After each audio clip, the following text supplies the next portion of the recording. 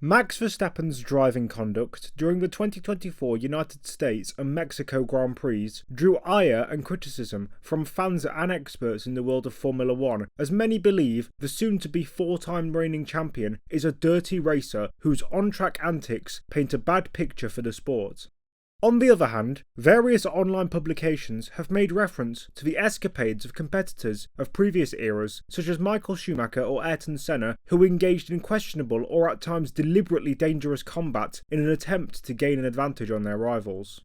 As these examples suggest, Verstappen isn't the first successful driver to be criticised for such behaviour, and as such, he is often depicted as a supervillain in Formula One, especially in British media, where they are particularly or wholly biased thanks to his championship fights with popular names such as Lewis Hamilton and Lando Norris. Dirty driving is a topic that has been on many people's lips throughout recent F1 history, from the various incidents during the 2021 title battle between Max and Lewis to the current season, which has seen the main title protagonists come together twice already. Now that Norris has almost certainly bottled this year's championship, I'm going to go through the history of the fastest motorsport on Earth and figure out, is dirty driving now essential to the remit of becoming a successful driver, or is it just select individuals who take it too far? Let's get into this and discuss F1's controversial history of interesting racing tactics being deployed to gain an advantage. The first example of such antics used by great drivers starts with the first champion of the competition. Giuseppe Farina may have claimed F1's first championship crown in 1950, but even before that, he had garnered notoriety for his aggressive style. Twice in his career, he was involved in accidents that caused fatal injuries to another competitor, the first coming in the 1936 Deauville Grand Prix, where he collided with Marcel Lehou while battling for second place, causing his rival's car to overturn, catch fire and throw him clear of the vehicle, with the Frenchman suffering from a fractured skull and dying in hospital. Farina's roughness around the edges continued into the race at Tripoli 2 years later, when he crashed with Laszlo Hartmann, sending both into barrel rolls, and the Hungarian's spine broke and he passed away soon after. The already questionable style of F1's inaugural season winner, in an era where safety was looked upon as favourably as Jimmy Savile in 2024, came to fruition again at the Argentine Grand Prix in 1953, when free entry to the 16 de Octubre circuit caused many spectators to line the track to catch a glimpse of the action.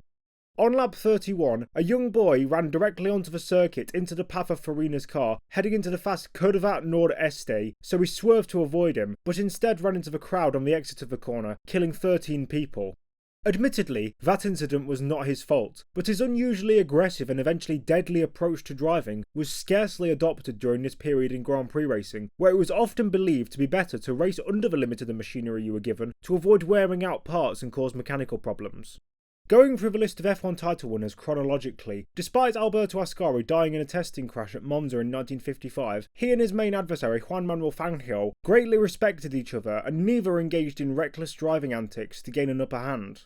Fangio may have been responsible for the death of his co-driver in a crash during the South American Grand Prix in 1948, but this was a common occurrence in these days, even for the best drivers who took part in point-to-point endurance races. The first British man to succeed to the throne of the sport, though, had a large cloud looming over his head throughout his late career, as along with Lance Macklin and Pierre Levey, Mike Hawthorn was involved in the Le Mans disaster that claimed the lives of over 80 spectators. Many fans and several drivers from the time blamed Hawthorn for the crash, as Macklin had swerved into the oncoming Mercedes of Levey due to Mike unexpectedly braking on the far right-hand side of the track to enter the pits. Given the tragedy was mostly caused by the poor safety standards of the time, such as the construction of many of the vehicles being done with magnesium, and the fact that Le Mans didn't have a specified pit lane area separated from the regular track, nor a slowing down area for cars coming in, the blame levelled at Hawthorn I think is too harsh, although in hindsight he could have avoided the accident had we known what we do today. Jack Brabham, Phil and Graham Hill, Jim Clark and John Surtees presided as the world champions of an era where F1 cars were rear-engined but still fairly underpowered, and apart from Clark being indirectly involved in the fatal accident that claimed the lives of Wolfgang von Trips and 15 spectators, I don't know of any dirty or otherwise poor racing conduct from any of them. The same thing goes for Denny Hulme, Jackie Stewart, Jochen Rindt and Emerson Fittipaldi, as I think by this point, not only were drivers actively campaigning for more safety measures being instituted, they were taking it into their own hands to drive safer than usual to avoid unnecessary death. Both Clark and Rindt's deadly crashes were caused by issues with their car, and particularly those two, Graham Hill and Stewart, were known for their gentlemanly conduct. Despite that, there were blips, such as during the 1964 Mexican Grand Prix when Surtees teammate Lorenzo Bandini crashed into Hill, with some accusing the Italian of doing it on purpose to manipulate the ongoing title fight between the Brits. This is still for many people the golden era of Formula 1, as the drivers were seen as gladiators just like they had been since the 1920s or so, yet with the machines they drove getting faster and less controllable, the racing style was often a lot more on edge, while having the utmost respect for everything, otherwise they'd die. Niki Lauda was the first champion of a new era going into the mid-1970s when safety was really making a turn, and his crash at the Nürburgring in '76 was a catalyst for big change as he and James Hunt fought for that year's title until Fuji, when Lauda understandably withdrew due to torrential rain putting him and others under serious risk. Hunt was known for his aggressive and incident-prone style during his F3 days, but rarely did that when he reached Hesketh and McLaren, and the only rules he broke were when his car was too wide or other things not related to side-by-side racing. The same went for Mario Andretti, but Jody Scheckter was a different case. The South African may have developed into a mature and capable competitor, but his early career gave him a lot of notoriety for questionable driving. During his first season in F1 in 1973, he got involved in two high-profile incidents in France and the United Kingdom, where in Paul Ricard he crashed with Emerson Fittipaldi while fighting for the lead, and at Silverstone he spun in front of the field on the first lap, taking out 9 cars including himself in the process. Several drivers called for him to be banned, so McLaren benched him for 4 races, but he rejoined them for the end of the season. During qualifying for the United States Grand Prix at Watkins Glen, he witnessed the crash and aftermath of Francois Sever when he died, and thus realised that he'd have to tone down his reckless approach to avoid a similar fate. Scheckter matured into a quality driver and a race winner during his time at Tyrrell, before moving to Ferrari and winning the 1979 championship, a far cry from his antics 6 years earlier. He retired shortly after due to being disillusioned by Ferrari's dreadful performance in 1980, the year that Alan Jones won his only crown. Jones was known for his no-nonsense personality, and from what I know was a fairly clean racer, as was Nelson Piquet and Keke Rosberg. The next 3 champions, though, all had asterisks looming over their heads for one reason or another. Alain Prost and Ayrton Senna's titanic battles brought out the worst in both of them. Prost played the political game perfectly, and Senna tried to combat him in every way possible. That being said, Alain made the first egregious move between the pair on track at Suzuka in 1989, which should have seen him get a punishment and had Senna's win reinstated, even though Ayrton should have also been excluded from the year after too, in return because he took out Prost on purpose. Senna's antics in general were more problematic than Prost's overall, as there are countless examples of him running people out of road or spinning them just because he didn't leave any room. The lack of punishment for either of the two arch-rivals' driving standards opened the floodgates for poor conduct. Nigel Mansell came later on the list of champions chronologically, but his incidents earlier in his career had drawn some ire. He mostly crashed on his own, giving himself various injuries, but at the 1989 Portuguese Grand Prix, reversed in the pit lane and was disqualified. He later said that he didn't see the black flag though, and while battling Senna for the lead that he wouldn't have been allowed to keep, the pair crashed, forcing Ayrton out. Now this wasn't necessarily dirty driving, especially if Nigel genuinely didn't know he was disqualified, but his fearless approach that endeared him to the fans sometimes led him to overcommit and make needless errors. The next champion was Michael Schumacher, and instantly after his first title campaign caught flack for allegedly crashing into Damon Hill at the final round in Adelaide on purpose. However, as I said during a video I made about Damon previously, I think the idea that Michael crashed into him intentionally was untrue. Schumacher was recovering from a brush with the wall, and seeing his wounded rival, Hill pounced on an opportunity to send it up the inside. Even despite the struggle for the Benetton though, and with the Williams' aggressive lunge, he wasn't even halfway alongside at any point throughout the corner, and only advanced to be level with Schumacher's rear tyres purely due to braking later. This was a racing incident, as Michael checked his mirror just before Damon darted from the outside to the inside, meaning he didn't know he was there. It was a desperate move from a driver who had everything handed to him on a silver platter with the best car, despite his rival being banned from a quarter of a season. Even with everything going his way, Hill couldn't win the title in 1994 or 95, and although Michael had dodgy moments, such as weaving in Spa in the latter year, Damon again lost despite everything being in his favour. When he won his championship in 96, he already had black marks on his record for forgetting what brakes were in Silverstone and Monza the year prior, yet when he won at Spa for Jordan, he added to that list by sending a cryptic message to his team principal to guarantee he'd be the one leading the 1-2 home, despite Ralph being 3.5 seconds a lap quicker than him. The successor to his Williams title, Jacques Villeneuve, had mostly clean conduct, while Schumacher made himself public enemy number one by crashing into the Canadian on purpose at Jerez. Jacques was known for being aggressive but mostly fair, albeit he lost his raw pace post-1998, and it's arguable that him pushing too hard and crashing in Melbourne in 2001 was the reason for Marshal Graham Beveridge's death. Mika Hakkinen raced hard but fair, but with his only blip being the one race ban for his part in the incident that took out several cars at Hockenheim in 1994.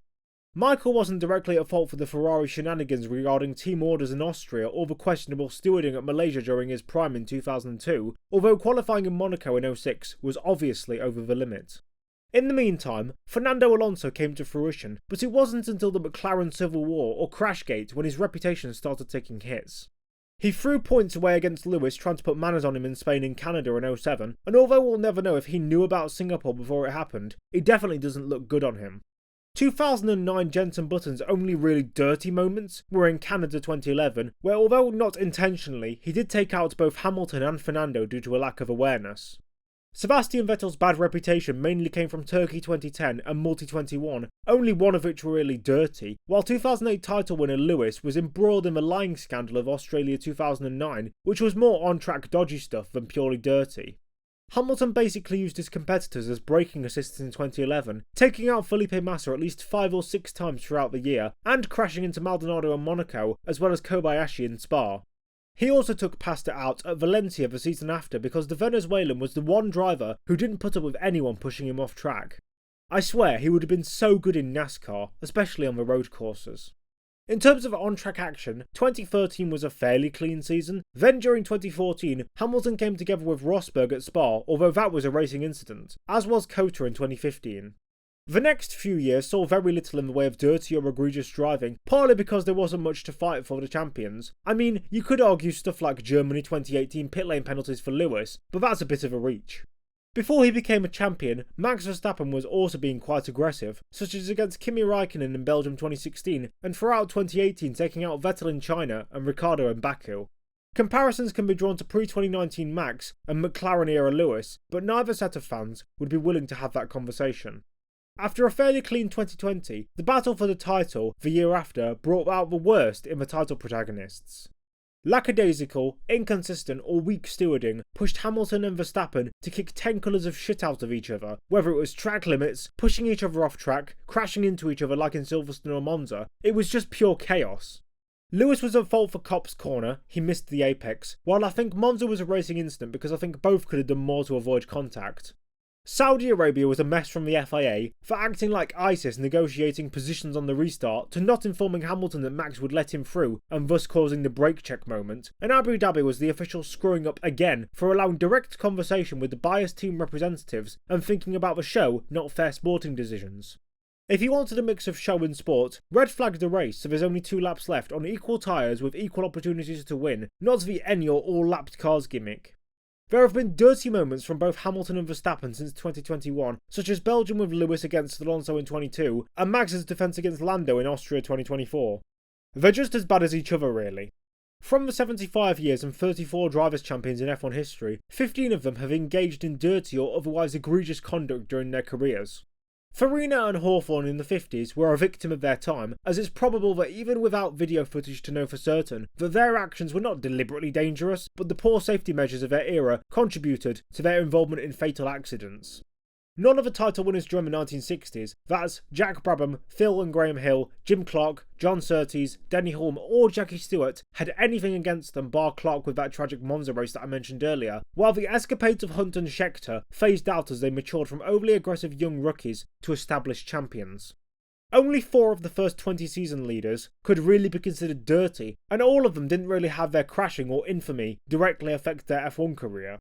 After Prost and Senna's various antics went unpunished though, especially as cars got safer and drivers were willing to take greater risks as a result, it opened the door for many drivers to take a less sportsmanlike approach to side-by-side racing.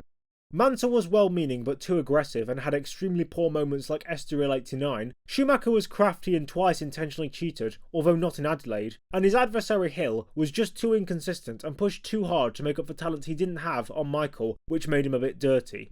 Villeneuve's involvement with the death of the Marshal and a general air of overly aggressive driving during his later years doesn't serve him well, and Hakkinen getting banned for Hockenheim 1994 was less egregious, although we can't exactly ignore it. Most of Alonso's problems came off track, but at times he has crumbled under pressure, and Kimi was the first driver without a significant black mark against his record in 20 years. While ever since he won his first title, and ever since his years with Mercedes, Hamilton has shown a lack of ability to race with people side by side. He's definitely not as bad now as he was, for example, during 2011 and 12, but nonetheless, rarely makes particularly good overtakes or defensive moves. Button and Vettel have had stupid moments, such as Istanbul 2010 or Canada 2011 respectively, but generally had good wheel-to-wheel standards, albeit Seb had some off-track baggage, while Nico Rosberg had a couple of hairy moments with Lewis like Austria 2016, but I'd class those as clumsy rather than outright dangerous. That leaves Max, who has definitely improved his conduct, but he still has a Senna or Hamilton "you back out or we both crash" style at points, which he does need to iron out. Nearly half of all champions in F1 history have been dirty at one time or another, while that includes 11 of the last 14 that have been involved in hot water.